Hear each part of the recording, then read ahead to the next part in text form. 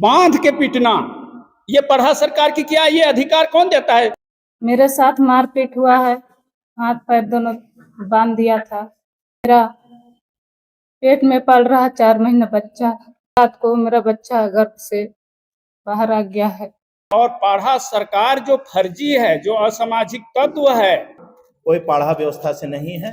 विरोध करते हैं तो सीधे तौर पर उनके साथ मारपीट की जाती है।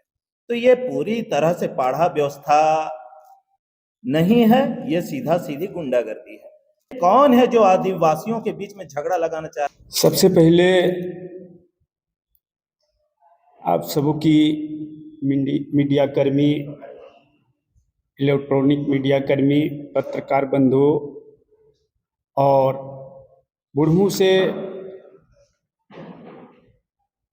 बुढ़मू प्रखंड से जो 84 पढ़ा के जो पाहान, महतो, कोटवार, पैनभोरा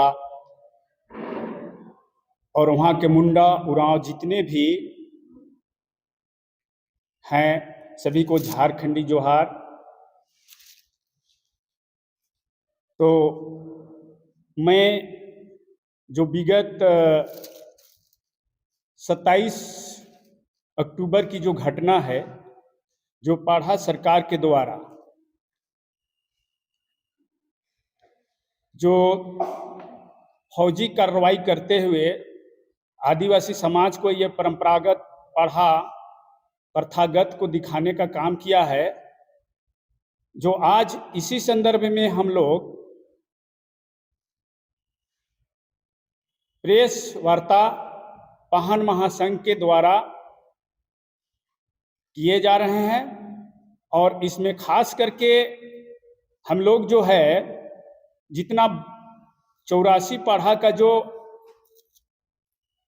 व्यवस्था पढ़ा व्यवस्था है, जो परंपरागत प्रथागत जो हम लोग का है, इसी संदर्भ में और जो पढ़ा सरकार की जो कार्रवाई है और जो प्रशासन इसमें जो विश्वास कौन फर्जी है कौन असली है, इसी संदर्भ में हम लोग एक प्रेस वार्ता आज धमकुरिया भवन में जो करने जा रहे हैं। और इसके माध्यम से हम लोग प्रेस के माध्यम से सरकार को और पढ़ा सरकार को दोनों को हम लोग बताना चाहेंगे कि हमारे आदिवासी का जो परंपरा प्रथागत पढ़ा जो विधि पढ़ा है, इस मामले में किनकी कितना जिम्मेवारी और किनकी कितना भागीदारी, ये भी हम लोग दिखाने की काम करेंगे और सरकार को बताने की काम करेंगे। और पढ़ा सरकार जो फर्जी है, जो असामाजिक तत्व है, इनको भी हम लोग बताने की काम करने जा रहे हैं इस प्रेस के माध्यम से। तो हमने जो देखा उस कहानी को, उस घटना को, कि हमारे जो परंपरा पढ़ा प्रथागत जो है, ये हमारे आदिवासी समाज का एक संवैधानिक रूलिंग पावर है। और जिस रूलिंग पावर में हमारे ये समझना पड़ता है कि जब देश आजाद हुआ तो हमारे सुप्रीम कोर्ट है, संविधान बना, हाई कोर्ट बना और लोअर कोर्ट बना, राज्य में राज्यपाल है। और ऐसे चीजों को हम जो हमारे पढ़ा जो असली पढ़ा है, जो परंपरागत सुशासन व्यवस्था प्रथागत पढ़ा है आदिवासियों के बीच में, ये पढ़ा बताता है कि हमें देश की जो असली चीजों को हम उनके साथ कंधे पे कंधे मिला के चलने की जरूरत है। लेकिन ये जो असामाजिक तत्व की पढ़ा है, जो अपने आप को कहते हैं कि ये हमारे पढ़ा सरकार है, जो आज बुढ़मू की एक घटना है, जो पहनई जमीन है, पहनई जमीन उनको पता करना पड़ेगा कि पहनई खुटकट्टी जो जमीन है, जो उस जमीन में धनकट्टी उत्वारित कार्रवाई करते हुए और वहां के पाहनों को बदली करके वहां की महतों को बदली किया, वहां की पाहन को बदली किया, वहां की कोटवार को बदली किया, तमाम व्यवस्था जो परंपरागत प्रथागत है उसको बदली कर दिया। भाई इन लोग से हम कहना चाहते हैं पाढ़ा सरकार से कि ये जो पाढ़ा प्रथागत व्यवस्था जो है आदिवासियों के बीच जो संवैधानिक अधिकार जो दिया है, ये आर्टिकल 13 का क में साफ साफ है कि पाढ़ा प्रथागत को आदिवासियों की जो संवैधानिक चीजें हैं इसको सुरक्षा संवर्धन करने का अधिकार दिया है। लेकिन ये जो पाढ़ा सरकार की कौन सा अधिकार था कि उस पहान को, पहान घर का जो पहान मूल पहान है, मुख्य पहान है, उसको जो है ये लोग त्वरित कार्रवाई, फौजी कार्रवाई करते हुए उनकी जो है बांध के पीटना, ये पाढ़ा सरकार की क्या ये अधिकार कौन देता है? पाढ़ा सरकार देता है या संविधान देता है? मैं उन लोग से पूछना चाहता हूं जो पाढ़ा सरकार के अधिकारी लोग हैं और तमाम वहां के सदस्य लोग हैं। ऐसे लोगों को हम बार बार हम इस प्रेस मीडिया के माध्यम से इन लोग को कहना चाहते हैं कि ये कार्रवाई कतई आदिवासी समाज या पाढ़ा प्रथागत बर्दाश्त नहीं करेगा। चूंकि अगर ऐसा करोगे तो हमें असंवैधानिक चीजों से आपको लड़ने का अधिकार नहीं देंगे, न समाज देंगे, न प्रशासन देंगे। जिस प्रकार से उन लोग कार्रवाई जो किया, मैं साफ साफ कहना चाहता हूं कि इनकी प्रशिक्षण जो है कहां से होता है, इनकी ट्रेनिंग जो कहां से होता है, ये सारे चीज हमको पता है और हम सबों पहान को पता है।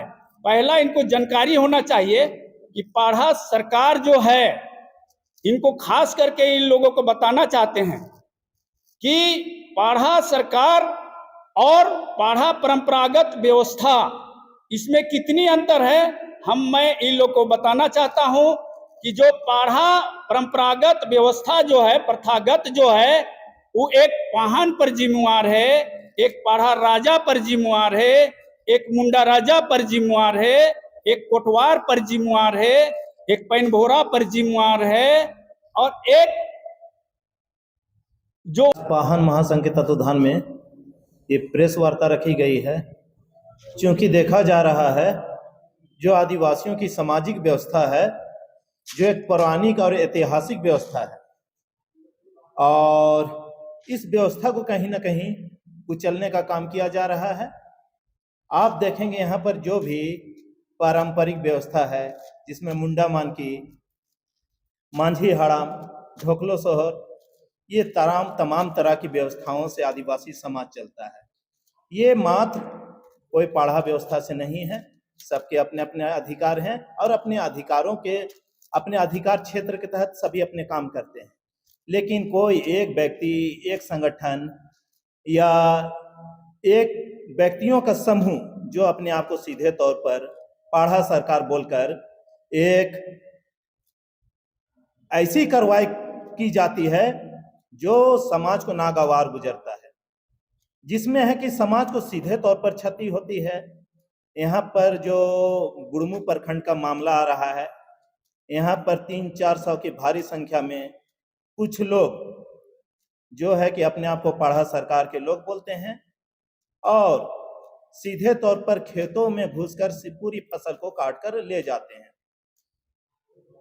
परिवार के जिनका खेत था, जिनकी फसल थी, जिन्होंने उस पर है कि महीनों तक उसमें मेहनत किया था, बीज बोए थे, लागत लगाई थी, उनकी सारी लागत पर है कि डकैती हो जाती है।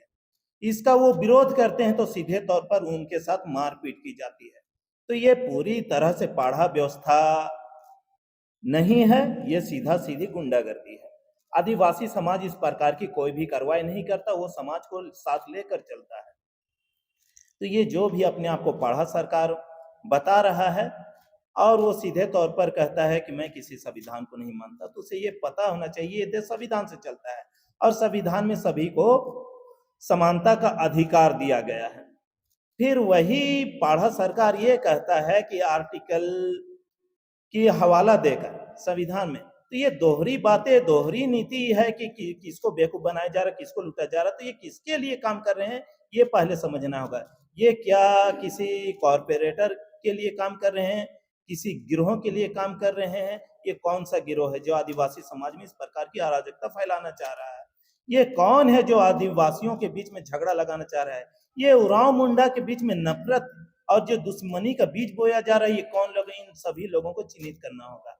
और कल ही है कि सदर अनुमंडल पदाधिकारी को इसकी ज्ञापन दी गई है, सूचना दी गई है कि आने वाले 8 तारीख को इन लोगों ने, पाड़ा सरकार के लोगों ने चेतावनी जारी की है कि उस स्थान पर, साड़म गांव के स्थान पर है कि इन लोग 15,000 की संख्या में अदालत लगाएंगे और अदालत लगा के वहाँ की जो पारंपरिक व्यवस्था है, जो वहाँ के पहान है, कटवार है, पनभोरा है, मातो है, या जो भी वहाँ पर के गांव के सुशासन व्यवस्था को चलाते हैं, इन तमाम व्यवस्थाओं पर मतलब है कि रोक लगाकर इसकी बदली करेंगे।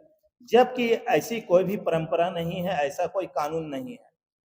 ये संविधान में भी है कि जो पारंपरिक व्यवस्थाएं, जो कस्टमरी लॉ है, उसमें आदिवासियों को अपनी सुशासन व्यवस्था को संरक्षित करने का अधिकार दिया गया, उसे शक्ति दी गई, उसे बल दिया गया है। बावजूद इसके ये कौन लोग हैं जो दूसरे क्षेत्र से आते हैं? क्योंकि क्षेत्र अधिकार है अपना अपना, कोई भी व्यक्ति अपने क्षेत्र के अंदर ही अपने अधिकारों के तहत कार्य कर सकता है, लेकिन ये दूसरे क्षेत्र के लोग हैं और ये दूसरे क्षेत्र से आकर सीधे उस गांव में आक्रमण करते हैं, उसे चेतावनी देते हैं।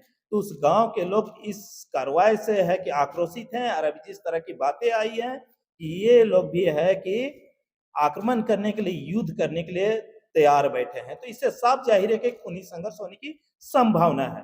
तो मैं सरकार से मांग करता हूं, यहाँ के प्रशासन से मांग करता हूं कि इस प्रकार की घटनाओं पर है कि तुरंत संज्ञान ले और इसे अविलंब रोके, अन्यथा जो भी घटनाएं होंगी, जिस प्रकार की क्षति होगी, यहाँ पर जो भी अराजकता फैलेगी, इसकी पूरी जिम्मेवारी शासन और प्रशासन की होगी, क्योंकि लॉ एंड ऑर्डर उनके हाथ में है। बावजूद अगर ये इस जिम्मेवारी से अगर अपना पल्ला झाड़ते हैं कि ये आदिवासियों का मामला है, तो ऐसा नहीं चलेगा। अगर आदिवासियों का मामला है, अगर आप उसे लड़ने मरने के लिए छोड़ देते हैं, तो बाद में जो कुछ भी होगा इस बीच में आप नहीं आएंगे। तो यहाँ पर है कि मुंडा मानकी ढोकलो सह पिता लालदेव पहान, ग्राम साड़म से। मेरा पूर्वजों ने पहान पूजा वर्षों से करते आ रहे थे, पहान पूजा करते आ रहे थे। तो अगले साल गांव के ही 2-4 गो लड़का बोलने लगे कि नहीं, तुम पूजा मत करो कह के बोलने लगे। अगला का जो ढाक उक बजाते हैं भंडारी, उसका भी खेत लूट लिए। फिर जो पनभोरा होते हैं उसका भी खेत लूट लिए। और अगले साल ही मेरा धान को 3 एकड़ का धान जला के खाक कर दिए। वही जमीन का धान जला के खाक कर दिए। और इस वर्ष भी 3 एकड़ का धान मेरा काट के ले गए, जो कि खतियान में 123 खता नंबर, प्लॉट नंबर 147, 148, 149, 152, टोटल 2 एकड़ 75 डिसमिल है। गांव के ही अगुआ करता सुभाष खलखो, पिता बंधु राम, और गांव के ही युधिष्ठिर टना भगत, पिता रामकिशुन टना भगत, और गांव के ही आशीष उरांव, पिता जतरू उरांव, और लोग भी हैं। हाँ, पिछले बार भी केस किए थे। थाना कुछ नहीं करती है। इस वर्ष भी धान काटने का पता हमको चला, यानी कि 1 दिन पहले सुबह हम तुरंत थाना आए। 7 बजे थाना आ गए। सुबह 7 बजे, सर आज मेरा धान काटने वाला है सर, आज मेरा धान काटने वाला है सर, 10 बजे घुस जाएंगे सर, चलिए सर। थाना हम 7 बजे आ गए तो भी थाना न जाए। हम 12 बजे तक थाना में गुहार लगाते रहे कि सर चलिए, मेरा धान में घुस जाएगा, अभी काट देगा धान। थाना वाला नहीं गया। थाना वाला वही 2 बजे लगभग यहाँ से गया, जबकि धान पूरा मिसा गया, बोरा में बीट हो गया। उसके बाद थाना वाला जाता है, उसके बाद थाना वाला कुछ नहीं सुनता है, थाना वाला कुछ नहीं सुनता है। उसके बाद जो 2-4 गो गांव वाला थे और बाहर से आवल थे, बाहर से 300-400 लोग आवल थे, और जो जो लोग बोलते थे बाहर वाला, वही वही थाना वाला सुन रहा था, जबकि हम लोग का बात कुछ नहीं सुनता। और मेरा साथ जो अभद्र व्यवहार हुआ है, 27 तारीख सोमवार दिन मेरा साथ हुआ है दुर्घटना। क्या हुआ है? मेरे साथ मारपीट हुआ है, हाथ पैर दोनों बांध दिया था और हम लोग को मारपीट किया। उसके बाद पूरा लड़ाई होने लगा, पूरा खेत में बांध दिया हाथ पैर। उसके बाद हम कुछ नहीं किए, कुछ करने नहीं सके उस सबको। हाथ पैर बांधने के बाद पूरा धक्का मुक्की चलने लगा। उसके बाद मेरा पेट में पल रहा 4 महीना बच्चा। अभी फिलहाल तो ठीक थे, लेकिन भी जो रविवार रात को मेरा बच्चा गर्भ से बाहर आ गया है।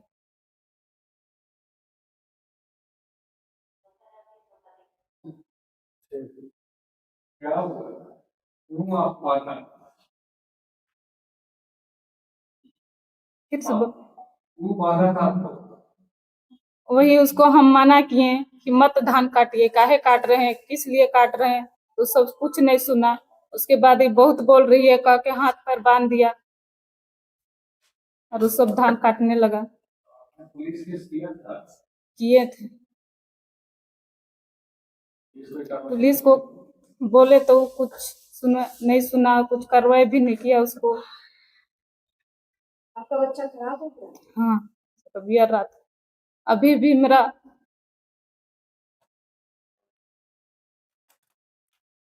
पेट में दर्द है और अभी भी ब्लड चल रहा है।